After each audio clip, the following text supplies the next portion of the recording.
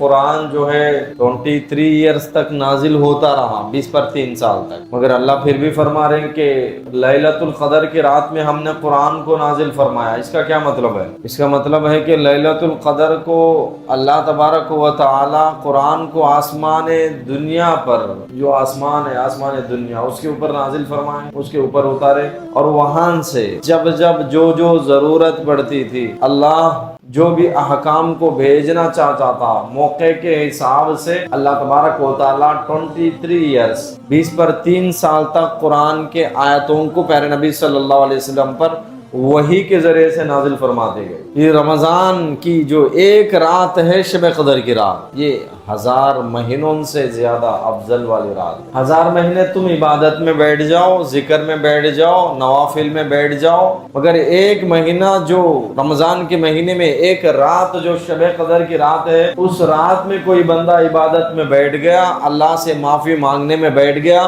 اللہ کے ذکر میں، اذکار میں، قرآن کے تلاوت میں، اللہ سے محبت سے، اللہ کی محبت کی باتیں کرنے میں جو بندہ صرف ایک رات گزار لیتا ہے، وہ ایک رات کی عبادت 1000 مہینوں کے عبادت سے بھی زیادہ بھاری ہو جاتی ہے۔ اللہ تبارک و تعالی سے ہمارے گناہوں کو معاف فرما کر، معاف کروا کر مغفرت کا پروانہ کیسے حاصل کرنا ہے، جنت کی سرٹیفکیٹ کیسے حاصل کرنا ہے، اس کی فکر میں یہ جو 7-8 دن بچے ہیں، ان دنوں کو اللہ کو کیسے راضی کرنا ہے، اس فکر میں گزارنے کی کوشش کرے، اور اللہ کن اعمال سے راضی ہوتے ہیں ان اعمال میں لگ جانے کی ہم کو کوشش کرنے کی ضرورت ہے۔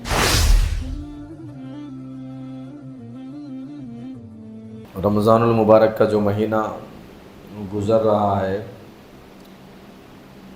اللہ اس مہینے کی ہمارے جو بھی عبادتیں ہیں، روزہ ہے، اذکار ہے، تلاوت ہے، تراویح میں تلاوت سننا ہے، ان سارے عبادتوں کو اللہ قبول فرمائے، اور جو بھی رمضان کے جتنے بھی ایام باقی بچے ہوئے ہیں، ان ایام کو اللہ کو کیسے راضی کرنا ہے، اللہ تبارک و تعالی سے ہمارے گناہوں کو معاف فرما کر، معاف کروا کر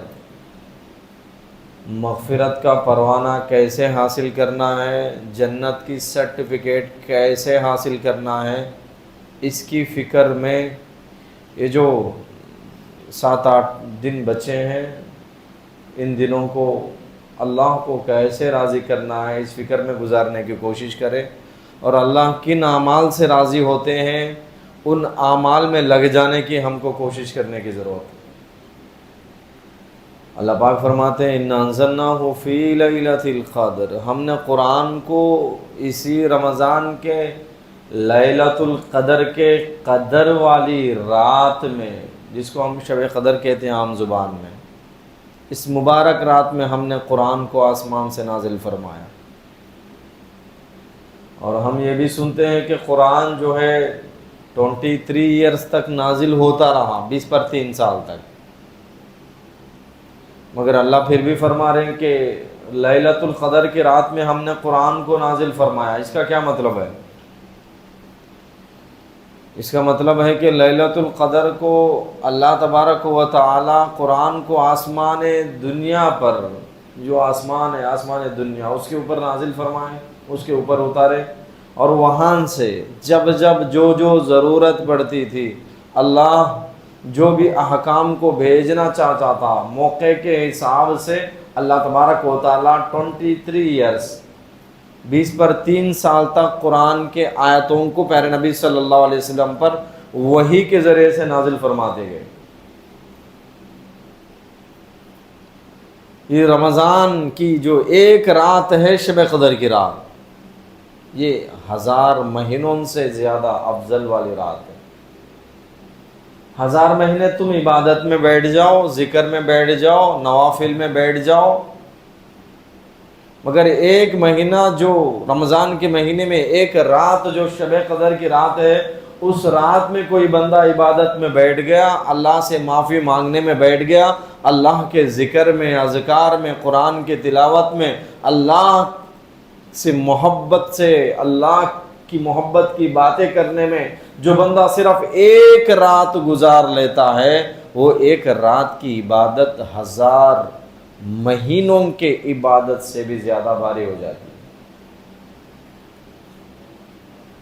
کیونکہ پہلے زمانے کے لوگوں کی عمر بڑی ہوتی تھی، ان کی عمر 100 سالوں تک زندہ رہتے تھے، ہزاروں سالوں تک زندہ رہتے تھے، ہزاروں سال عبادت کا انہیں موقع ملتا تھا.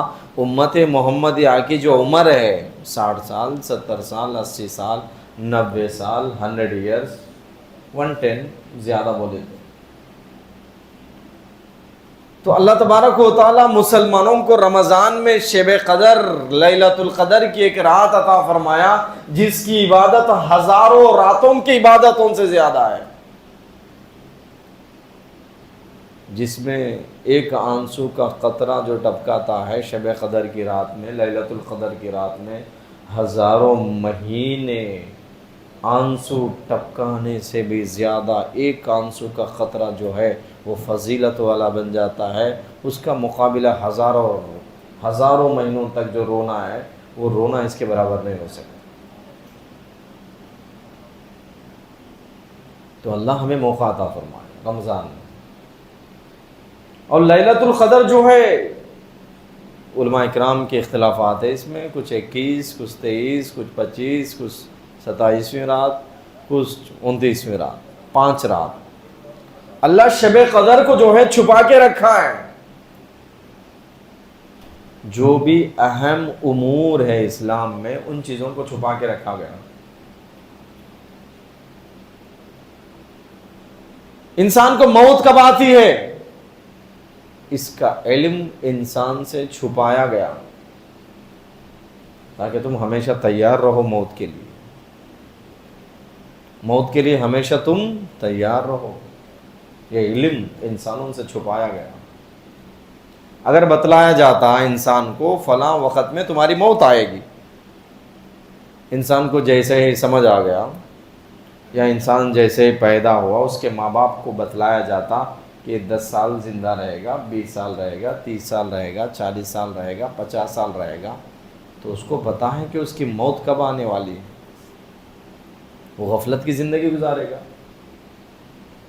نہیں، انسان کو شعور آنے کے بعد انسان جب سمجھنے لگتا ہے، سوچنے لگتا ہے، بات کو سمجھنے لگتا ہے، اگر اس وقت اللہ انسان کے کان میں آواز ڈال دے یا کسی ذریعے سے انفارم کر دے کہ تیری موت جو ہے 40 سال کی عمر میں، 50 سال کی عمر میں، 60 سال کی عمر میں، 25 سال کی عمر میں، اتنے مہینوں میں، اتنے دنوں میں، اتنے سال کے اتنے دنوں میں، اتنے گھنٹوں میں تیری موت آئے گی.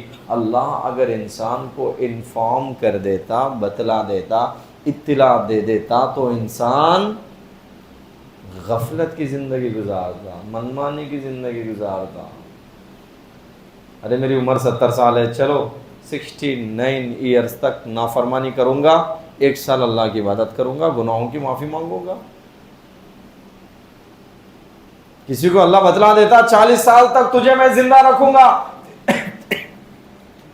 تیری عمر جو ہے 40 سال تک ہے، تو انسان کیا کرتا 39 ایئرز تک یا 1 مہینہ موت سے پہلے تک گناہ میں مبتلا رہتا، 1 مہینہ موت کی تیاری میں بیٹھ جاتا انسان، غفلت کی زندگی گزارنے لگتا انسان. اس میں نقصان انسان کا ہے. انسان پھر ظالم بن جائے گا، انسان پھر جابر بن جائے گا، انسان لوگوں کے اوپر ظلم کرے گا، انسان لوگوں کا حق مار کے کھائے گا، انسان نمازوں سے غفلت کی حالت میں زندگی گزارے گا، پاکی اور صافی کا خیال نہیں رکھے گا، شریعت کے احکام کی پابندی نہیں کرے گا. انسان کا خود کا نقصان ہے اس میں. یاد رکھو، اسلام میں کوئی حکم، کوئی فرض، کوئی واجب، کوئی سنت، کوئی نفل، اسلام کی کوئی ادا، اسلام کی کوئی بات، قرآن کے سٹارٹنگ سے اینڈنگ تک سارے آیتوں کا معنی، مفہوم، تشریح پیارے پیغمبر محمد رسول اللہ صلی اللہ علیہ وسلم کے زندگی کے لاکھوں کے باتیں، لاکھوں کے تعداد میں جو باتیں ہیں، ہزاروں کے تعداد میں جو احادیث حدیث ہے، پیارے نبی صلی اللہ علیہ وسلم کے جو احکامات ہے، جو سنت ہے، جو طریقے ہیں، ان طریقوں میں سے، ان احکام میں سے، اسلام کے آرڈرز میں سے، حکموں میں سے، فرائض میں سے، نوافل میں سے، سنتوں میں سے کوئی ایک چیز ایسی نہیں ہے جو چیز انسان کے لیے نقصان دہ ہو، انسان کو پریشانی کا ذریعہ ہو. کوئی ایک چیز بھی اسلام کے اندر ویسی نہیں ہے. اسلام ساری کی ساری باتیں ہمارے بھلائی کی کرتا ہے، سماج کے بھلائی کے لیے، دنیا کے بھلائی کے لیے، انسانیت کے خیر کے لیے، انسانیت کے بہتری کے لیے. اسلام جو بھی حکم کرتا ہے انسانیت کے بہتری کے لیے، خیر کے لیے وہ حکم کرتا ہے. مثال کے طور پر اگر ہم دیکھ لیں گے، اسلام کے اندر زکوٰۃ فرض ہے، تو زکوٰۃ سے فائدہ کس کو ہے؟ زکوٰۃ نکالنے والے کو زکوٰۃ سے فائدہ ہے، اور زکوٰۃ جس کو دیا جاتا ہے غریب، اس کو زکوٰۃ سے فائدہ ہے. اللہ کو کیا فائدہ ہے؟ سماج کو فائدہ ہے، ملک کو فائدہ ہے، ایریا والوں کو فائدہ ہے، گاؤں والوں کو فائدہ ہے، غریبوں کا فائدہ ہے، زکوٰۃ نکالنے والوں کا فائدہ ہے. یہ تو بات ہمیں سمجھ میں آتی ہے، زکوٰۃ نکالنے سے زکوٰۃ لینے والے کو تو فائدہ ہو رہا. میں 2 لاکھ روپیہ زکوٰۃ دے رہا ہوں تو لینے والے کو تو فائدہ ہو گیا، دینے والے کو کیا فائدہ ہوا؟ میرے بھائیوں بتلاؤ کہ اگر ہمارے باڈی کے اندر بیڈ کولیسٹرال ہے تو بیڈ کولیسٹرال کو نکالنے سے، دوائیوں کے ذریعے سے اس کو ختم کرنے سے باڈی میں فائدہ ہے، یا بیڈ کولیسٹرال کو جمع کر لینے سے فائدہ ہے؟ بتاؤ بھائی. نکالنے میں فائدہ ہے، اس کو ختم کرنے میں فائدہ ہے.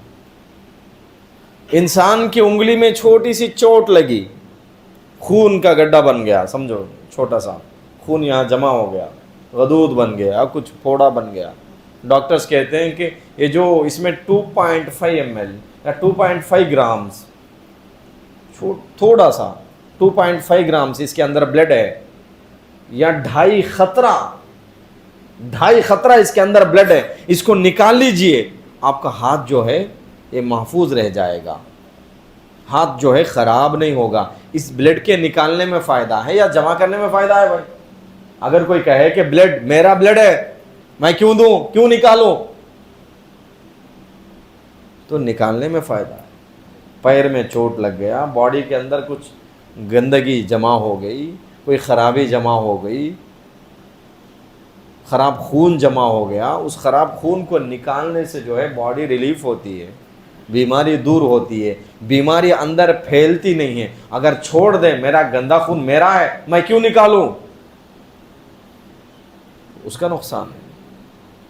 زکوٰۃ جو ہے یہ مال کا میل ہے. جو بندہ زکوٰۃ نکالتا ہے اللہ اس بندے کو بیماریوں سے، پریشانیوں سے، حادثات سے، ایکسیڈنٹ سے، پریشانیوں سے، مصیبتوں سے، اچانک ایکسیڈنٹ ہو گیا 10 لاکھ خرچہ ہو گئے، ان مصیبتوں سے، اچانک کینسر کی بیماری آ گئی، 15 20 30 40 لاکھ خرچہ کر لیے، کوئی فائدہ نہیں ہوا. یہ مال زکوٰۃ کا میل ہے، یہ مال کا میل ہے. یہ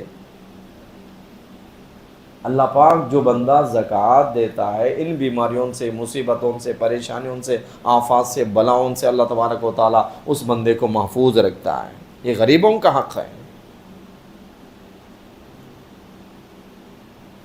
زکوٰۃ دینے والے کو بھی فائدہ ہے، لینے والے کو بھی فائدہ ہے. زکوٰۃ اگر ہم مسلمان پورے بھارت کے زکوٰۃ نکالیں گے برابر، اور زکوٰۃ مستحق جو لوگ ہیں، غریب لوگ، ان تک پہنچائیں گے، خدا کی قسم پورے بھارت میں ایک آدمی بھی غریب نہیں رہے گا، ایک آدمی بھی غریب نہیں رہے گا.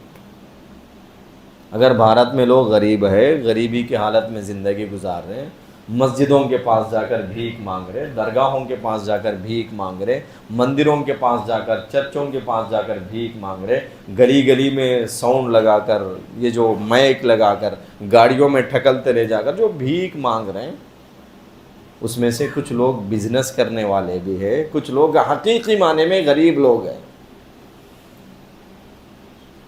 مجھے رمضان میں کئی لوگوں کے فون آتے ہیں کہ سحری میں کھانے کے لیے کھانے کا انتظام نہیں ہے، کچھ دیجئے، کچھ پہنچائیے۔ رمضان میں کئی لوگوں کے فون آتے ہیں، حقیقی معنی میں ایسے غریب لوگ اس دنیا میں زندہ ہیں۔ زکوٰۃ دینے والا برابر زکوٰۃ نکالے گا، اسلام کو فالو کرے گا، تو جو زکوٰۃ لیتے ہیں وہ صحیح معنی میں اللہ کا شکر ادا کریں گے، جو پہنچا اللہ تیرا شکر ہے۔ اس دنیا میں کوئی ایک بھی فقیر نہیں رہے گا اگر سارے مسلمان زکوٰۃ نکالیں گے۔ زکوٰۃ نکال بھی رہے ہیں تو صحیح جگہ ہمارے زکوٰۃ کا پیسہ نہیں لگ رہا ہے، اور جو لوگ زکوٰۃ اکٹھا کر رہے ہیں وہ لوگ صحیح معنی میں زکوٰۃ تقسیم نہیں کر رہے ہیں، صحیح معنی میں زکوٰۃ کا استعمال نہیں کر رہے ہیں، اس لیے جو ہے غریبی ختم نہیں ہو رہی۔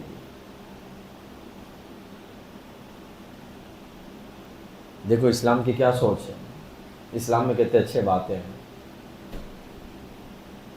اسلام کا کانسیپٹ ہے کہ کوئی بندہ بھوکا نہ سوئے، کوئی بندہ غریب نہ رہے، کوئی بندہ تکلیف میں زندگی نہ گزارے۔ مالداروں کو حکم دیا گیا کہ تم ٹیکس نکالو 2.5%، 100 روپیہ میں سے صرف 2.5 روپیہ، 1000 روپیہ میں سے صرف 25 روپیہ، لاکھ روپیہ میں سے صرف 2500 روپیہ۔ اگر تم زکوٰۃ نکالو گے تمہیں اللہ بیماریوں سے، ہاسپٹلوں سے، شوگر کی بیماری ڈیلی جو ہے 50 روپیہ کے ٹیبلٹس ڈالنا، بی پی کی بیماری ڈیلی جو ہے 20-30 روپیہ کی گولی ڈالنا، گیس ٹربل آ گیا ڈیلی ٹیبلٹس ڈالنا، ہارٹ سٹروک آ گیا ڈیلی 100 روپیہ کے دوائیاں استعمال کرنا۔ کچھ لوگ ایسے ہیں جو مہینے میں 20-20 ہزار، 30-30 ہزار، 50-50 ہزار کے میڈیسن استعمال کرتے ہیں۔ کاش اگر یہ لوگ زکوٰۃ صحیح معنی میں ادا کرتے، یہ ہاسپٹل کے حوالے نہیں بنتے، ہاسپٹلس کے حوالے نہیں ہو جاتے۔ اس لیے میرے بھائیوں، زکوٰۃ جو ہے یہ اللہ کا دیا ہوا ہے، تمہارا کیا ہے، میرا کیا ہے اس دنیا میں؟ ارے تمہاری حیثیت کیا ہے، میری حیثیت کیا ہے؟ اگر خدا مجھے نہ دیتا، آپ کو نہ دیتا، ہمارے دماغ میں سوچنے کی طاقت نہ دیتا، ہمارے آنکھوں میں دیکھنے کی طاقت نہ دیتا، زبان میں بولنے کی طاقت نہ دیتا، ہاتھ میں اٹھانے کی طاقت نہ دیتا، پیروں میں چلنے کی طاقت نہ دیتا، بات کرنے کا ٹیلنٹ نہ دیتا، اللہ بزنس ہمیں نہیں سکھلاتا، اگر اللہ ہمارے دماغ سے ہمیں اپائج کر دیتا، یعنی دماغ ہمارا لیس ہو جاتا، کام نہیں کرتا، اللہ اگر ہمیں فقیر بنا دیتا، غریب بنا دیتا، بھکاری بنا دیتا، بھیک مانگنے والا بنا دیتا،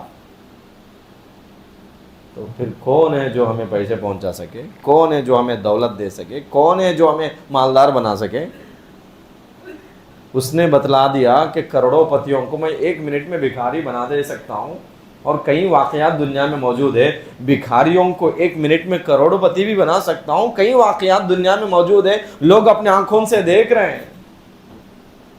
یہ اللہ کی مرضی ہے، اس کا دیا ہوا، اس کے راستے میں، اس کے بندوں کے اوپر خرچ کرنے میں ہمارے دل کو تکلیف کیوں ہوتی ہے؟ کسی سے کہو کہ 100 روپیہ کا زکوٰۃ ایزی سے 2.5 روپیہ نکال لیتا، 1 لاکھ والا زکوٰۃ ایزی سے 2.500 نکال کے دے دیتا، 10 لاکھ والا بھی ایزی سے 25,000، 10 لاکھ میں 25,000 ہوتے نا بھائی، ہوتا نا، 10 لاکھ میں 25,000 ایزی سے نکال کے دے دیتا، 20 لاکھ میں 50,000 ایزی سے نکال لیا، دے دیا۔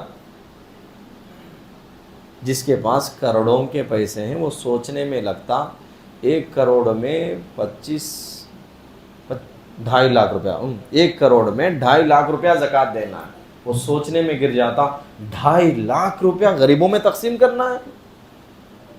کس کا باپ کا پیسہ ہے بھائی؟ صحت اللہ کا دیا ہوا، پیسہ اللہ کا دیا ہوا، خزانہ اللہ کا دیا ہوا، سورج اللہ کا دیا ہوا، اسی سے روشنی حاصل کر رہا ہے، اللہ کے دیے ہوئے نعمتوں کو کھا رہا ہے، پی رہا ہے، اسی کے دیے ہوئے ٹیلنٹ سے کما رہا ہے، اور کہتا ہے غریبوں کو کیوں دوں؟ جو لوگ ایسا کہتے ہیں، قارون کی ہسٹری ایک مرتبہ کتاب اٹھا کر قرآن پڑھو۔ قارون غریب تھا،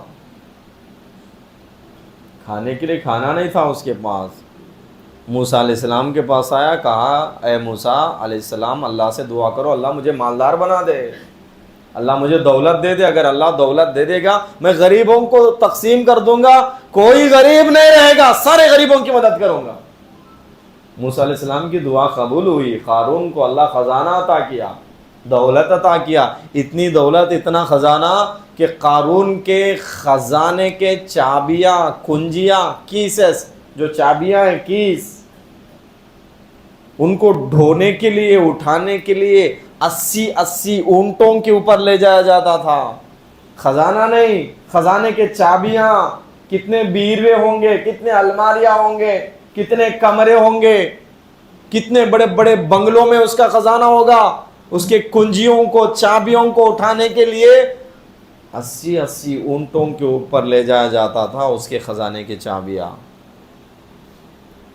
دنیا میں سب سے بڑے مالداروں میں سے ایک بڑا مالدار، اس زمانے میں قارون سے بڑا خزانے والا، اس سے بڑا دنیا میں دولت مند کوئی نہیں تھا، اللہ نے اس کو اتنا دے دیا۔ موسیٰ علیہ السلام کی دعا قبول ہو گئی۔ موسیٰ علیہ السلام نے کہا زکوٰۃ نکالو، غریبوں کی مدد کرو، کتنے پرسنٹ؟ اب تو 2.5% ہے، اس زمانے میں 40% تھا، 100 روپیہ میں 40 روپیہ۔ اس نے کہا کہ 40 روپیہ نکالو 100 روپیہ میں، یہ تو بہت زیادہ ہو رہا ہے، میرا مال میں کیسے نکالوں؟ اللہ سے موسیٰ علیہ السلام نے کہا یہ نہیں نکال رہا 40 روپیہ۔ اللہ نے اس کو ڈسکاؤنٹ دیا، چلو اس سے کہو 20 روپیہ نکالو، 20% نکالو۔ اس نے حساب لگایا، اس کے پاس بہت دولت تھی نا، قارون دنیا کا سب سے بڑا مالدار، اللہ نے اس کو مال دیا موسیٰ علیہ السلام کی دعا کے بعد۔ اس نے کہا کہ 20%، اتنا کروڑوں کا مال بن رہا، کروڑوں کا پیسہ میں غریبوں کو دوں؟ اس نے کہا کہ نہیں نکالوں گا، اور کچھ کم کراؤ۔ موسیٰ علیہ السلام نے کہا 10% نکالو، اللہ سے دعا مانگی، اللہ نے کہا 10% نکالنے کو بولو اس کو، چلو اس کے لیے ہم چھوٹ دے دیں گے، میرا ہی بندہ ہے نا، میرا دیا ہوا مال ہے، میں نے اس کو عطا کیا، چلو اس کو چھوٹ دے دیں گے، 10% نکالنے کو بولو۔ اس نے حساب کیا 10%، میں اپنے مال میں سے 10%، کروڑوں کا پیسہ بن رہا، کیوں دوں غریبوں کو؟ کنجوس بن گیا، ہرس اس کے دل میں آ گیا، مال کی خواہش اس کے دل میں بڑھتی چلے گی۔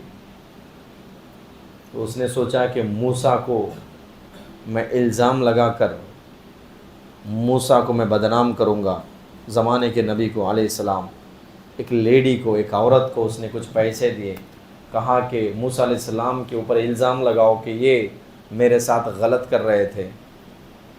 پیغمبر کے اوپر الزام لگانے کے لیے پیسے دیا۔ وہ عورت جو ہے مجلس کے بیچ میں بیٹھی ہوئی تھی، موسیٰ علیہ السلام کا لیکچر جو بیان چل رہا تھا، وہ بات کر رہے تھے مجلس میں، اچانک ایک عورت کھڑی ہو گئی، ان کے جلال کو دیکھ کر، موسیٰ علیہ السلام کے جلال کو دیکھ کر، کہا کہ کیوں کھڑی ہو گئی، کیا بات ہوئی؟ عورت نے سچ سچ بتا دیا، قارون نے مجھے کچھ پیسے دیے آپ کو بدنام کرنے کے لیے۔ موسیٰ علیہ السلام کو غصہ آ گیا، اللہ سے دعا کرے اللہ قارون کو زمین میں دھسا دے۔ قارون زمین میں دھستا گیا، گھٹنوں تک دھسا۔ اس نے لوگوں سے کہا لوگوں دیکھو موسیٰ میرے مال کو قبضہ کرنا چاہتا ہے، موسیٰ میرے خزانے کو قبضہ کرنا چاہتے ہیں۔ تو موسیٰ علیہ السلام نے اللہ سے کہا یا اللہ اس کو اس کے مال کے ساتھ زمین میں دھسا دے، جتنا خزانہ تھا اس کے پاس، دنیا کا سب سے بڑا کروڑ پتی آدمی، ارب پتی آدمی، سب سے بڑا مالدار آدمی جو تھا، 80 اونٹوں کے اوپر اس کے خزانے کے چابیاں جاتی تھے، اتنا بڑا مالدار، اللہ اس کو خزانہ اس کے سر کے اوپر ڈالتا ہے، خزانے کے ساتھ میں زمین میں دھسا دیتا ہے۔ آج بھی زمین میں دھس رہا اس کے خزانے کے ساتھ۔ جو لوگ کہتے ہیں ہمارا مال ہم کیوں دے غریبوں کو، زکوٰۃ کیوں نکالے، تو وہ مال تمہارا نہیں ہے، اللہ کا دیا ہوا ہے، تمہارے اوپر اس کا احسان ہے، اس کی نعمت ہے تمہارے اوپر، شکر ادا کرو، اللہ نے تمہیں عطا کیا، اور خوشی سے زکوٰۃ نکالو، خوشی زکوٰۃ نکالو۔ اللہ ہاسپٹلس کے چکر لگانے سے آپ لوگوں کو بچائے گا، اللہ ہاسپٹل کے حوالے ہونے سے بچائے گا، دواؤں کے حوالے ہونے سے بچائے گا، بیماریوں سے، بلاؤں سے، مصیبتوں سے، آفات سے اللہ تبارک و تعالیٰ محفوظ رکھے گا۔ زکوٰۃ کا کانسیپٹ سب کو سمجھ میں آ گیا بھائی؟ کسی سمجھ میں ہاتھ اٹھاؤ بھائی۔ زکوٰۃ کا مسئلہ سب کو سمجھ میں آیا نا؟ دینے سے کس کا فائدہ ہے؟ ہمارا فائدہ دینے سے، اور زکوٰۃ دینے سے ملک کا فائدہ ہے، گورنمنٹ کا فائدہ ہے، غریبوں کا فائدہ ہے، محلے والوں کا فائدہ ہے، اڑوس پڑوسیوں کا فائدہ ہے، غریبوں کے بھوک مٹانے کا ذریعہ ہے زکوٰۃ۔ اسلام سے زیادہ اس دنیا میں غریبوں کا خیال کرنے والا کوئی مذہب نہیں۔ اللہ ہم سب کو زکوٰۃ نکالنے کی توفیق عطا فرمائے۔ اور زکوٰۃ نکالنے سے حفاظت زکوٰۃ دینے والے کی ہوتی ہے۔ نبی صلی اللہ علیہ وسلم کے دور میں اسلام میں جو بھی احکامات ہیں، جو بھی آرڈرز ہیں، جو بھی پیغامات ہیں، جو بھی میسیجز ہیں، اسلام کے جو بھی باتیں، یہ صرف مسلمانوں کے لیے نہیں، سارے انسانیت کے لیے اس میں بھلائی ہے۔ روزہ ہے، مسلمان رکھو تو بھی اس کے لیے ہیلتھ بینیفٹس ملیں گے، اس کو روحانیت ملے گی، اس کا روح پاک ہوگا، اس کا جسم بیماریوں سے پاک ہو جائے گا۔ میں گزشتہ جمعہ آپ لوگوں کو بتایا تھا ڈاکٹر ایشونوری کا جو سٹیٹمنٹ ہے، روزہ جو بندہ رکھتا ہے اس کو کینسر کی بیماری کبھی اٹیک نہیں ہوتی، وہ ہمیشہ کینسر کی بیماری سے محفوظ رہتا ہے۔ جو بندہ روزہ رکھتا ہے اس کے بدن کے اندر کولیسٹرول ختم ہوتا ہے، جو بندہ روزہ رکھتا ہے اس کے بدن کے اندر گندا خون ختم ہو جاتا ہے، اس کے بدن کے اندر بی پی کنٹرول میں رہتا ہے، اس کے بدن کے اندر امیونٹی پاور جو ہے بڑھ جاتا ہے روزہ رکھنے کی وجہ سے۔ اگر کوئی نان مسلم بھی روزہ رکھ لے گا حضور کی بات کو سن کر، اس کا نام نہیں بدل لیا، وہ صرف حضور کی بات سن لیا، ارے روزے میں فائدہ ہے، ان کی بات کو سن کر کوئی بندہ روزہ رکھتا ہے تو اللہ اس کو بیماریوں سے ضرور محفوظ رکھتے ہیں۔ حفاظت کا ذریعہ روزہ اس کے لیے بنتا ہے۔ بیٹھ کر پانی پیو، حضور جو بولے، آج دنیا کی سائنس کہتی ہے کہ بیٹھ کر پانی پینے میں خیر ہے، یہ صرف مسلمانوں کے لیے نہیں، ساری انسانیت کے لیے اس میں فائدہ ہے۔ اسلام جو کہتا ہے بیٹھ کر پیشاب کرو، اس میں تمہارے لیے فائدہ ہے، صرف مسلمانوں کے لیے نہیں، انسانیت کے لیے بیٹھ کر پیشاب کرنے میں فائدہ ہے، صرف مسلمانوں کے لیے فائدہ نہیں۔ اسی طریقے سے اسلام جو کہتا ہے زکوٰۃ دو، زکوٰۃ جو بندہ دیتا ہے اللہ اس کے مال کو، اس کے جسم کو، اس کے گھرانے کو بلاؤں سے، مصیبتوں سے، آفات سے، نقصان سے حفاظت فرماتے۔ صرف مسلمان نہیں، اگر کوئی نان مسلم بھی نبی کے بات کو سن کر زکوٰۃ نکالتا ہے اللہ اس کی بھی حفاظت فرماتے ہیں۔ یاد رکھو اس بات کو، کیونکہ زکوٰۃ دینے میں سارے انسانیت کے لیے خیر ہے، یہ انسانیت کی بھلائی کی باتیں اسلام کرتا ہے۔ اس کے ساتھ ساتھ میں کوئی نبی کے بات پر یقین کر کے، نبی کے باتوں میں ہمارے لیے فائدہ ہے، نبی کے باتوں میں ہمارے لیے نجات ہے، کوئی اس نبی کا کلمہ پڑھ کر اس نبی کا غلام بن جاتا ہے، ساتھ ساتھ میں زکوٰۃ بھی ادا کرتا ہے، اللہ اس کو مرنے کے بعد جنت میں جگہ بھی عطا فرماتے ہیں، آخرت میں نجات کا ذریعہ بنتا ہے۔ صرف کلمہ پڑھنا، صرف ایک چیز، اللہ ایک ہے، گاڈ ایک ہے، خدا ایک ہے، اس کے علاوہ کوئی معبود نہیں، اس چیز کے ساتھ میں محمد الرسول اللہ اللہ کے سچے نبی تھے، اللہ کے سچے نبی ہے، ان کے زندگی کو فالو کرنا ہمارے لیے ضروری ہے۔ ان کو مان لیتا ہے نبی محمد الرسول اللہ کو، ان دو باتوں کو ماننے سے اللہ تبارک و تعالیٰ انسان کو دوزخ سے نجات دلا کر جنت کی سرٹیفکیٹ اس کو دے دیتے ہیں۔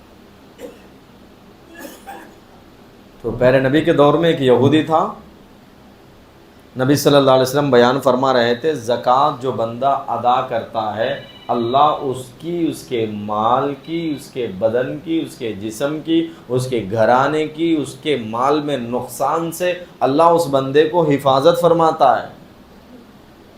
تو یہودی تھا، مسلمان نہیں تھا، تو وہ بزنس کے لیے، کاروبار کے لیے جو ہے باہر بھیجا ہوا تھا لوگوں کو، اس کا بزنس کا سامان جو ہے باہر ملک سے آ رہا تھا، اور راستے میں بہت زیادہ چور ہوتے تھے، ڈاکو ہوتے تھے اس زمانے میں، اونٹوں کے اوپر جو مال آتا تھا، چور ڈاکو لوگ جو ہے اونٹوں کو، ساتھ میں آنے والوں کو پکڑ لیتے تھے، اور خزانہ جو بھی مال، جو بھی بزنس کا سامان ہے اس کو چرا لیتے تھے اس زمانے میں۔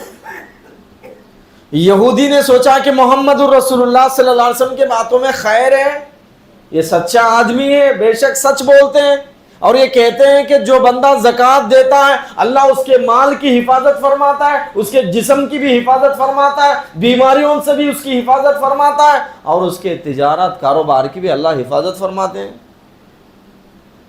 تو یہودی جو ہے زکوٰۃ نکالتا ہے، جو بھی مال، جو بھی سفر سے اس کا بزنس کا مال واپس آ رہا تھا، پورا زکوٰۃ نکال کر غریبوں میں تقسیم کر دیتا ہے۔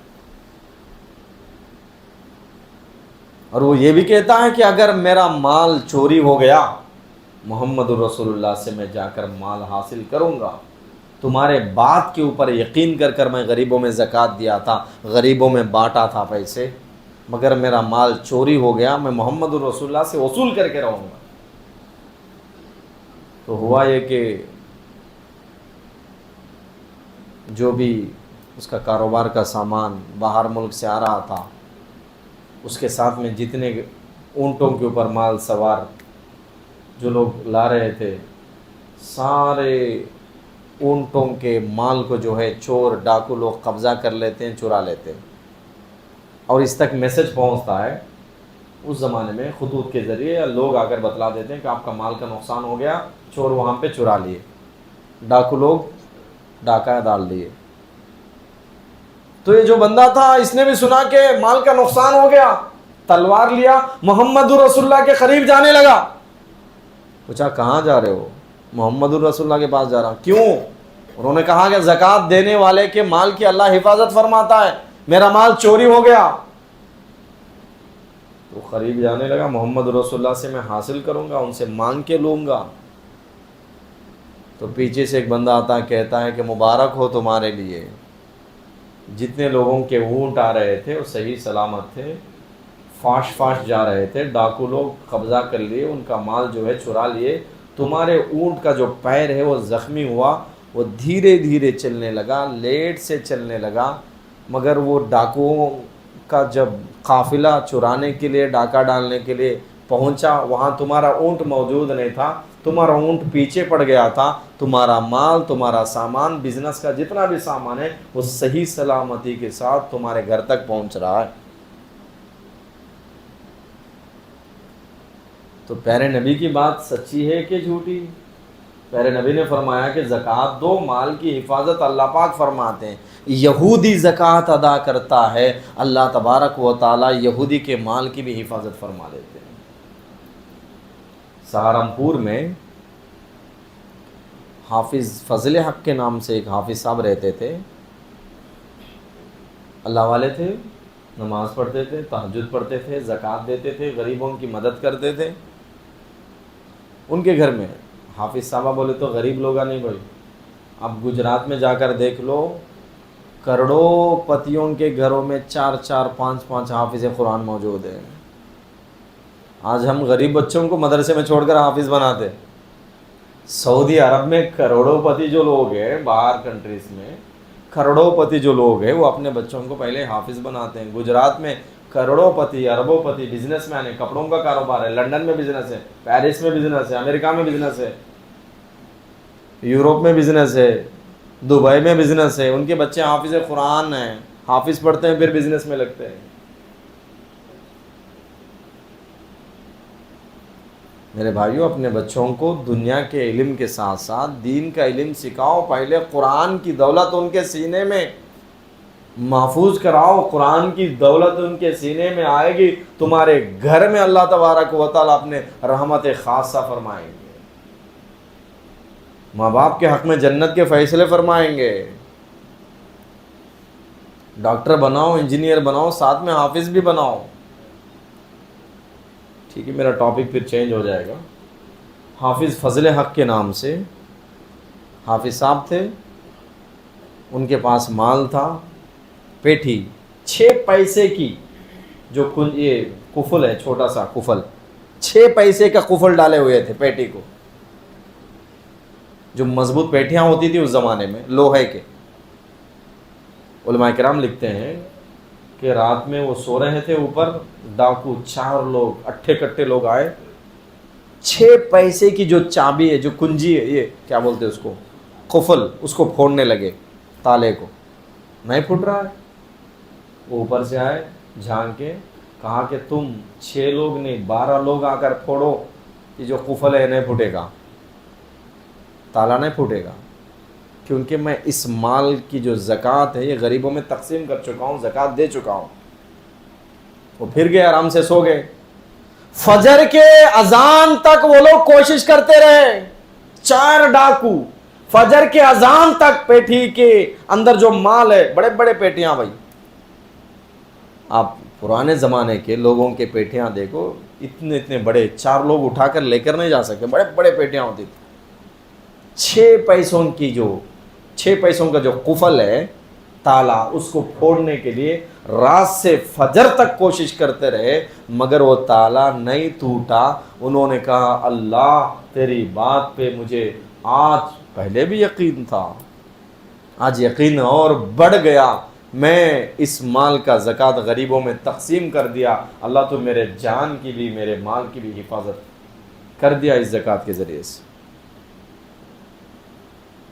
تو میرے بھائیوں زکوٰۃ ادا کرو، بیماریوں سے آپ بچ کے رہیں گے، بیماریوں سے آپ کے اولاد، ماں باپ، گھر والے، رشتہ دار، آپ اپنی فیملی کا زکوٰۃ، اپنے گھر بار کا زکوٰۃ، بچوں کا زکوٰۃ، اپنے مال کا زکوٰۃ نکالو، جو کچھ گھر میں پیسہ ہے، دولت ہے، سننا ہے، تو اللہ پاک جان کی، مال کی اور صحت کی حفاظت فرمائیں گے انشاءاللہ۔ اللہ مجھے اور آپ کو عمل کی توفیق دے۔ واخر دعوانا ان الحمد للہ رب العالمین۔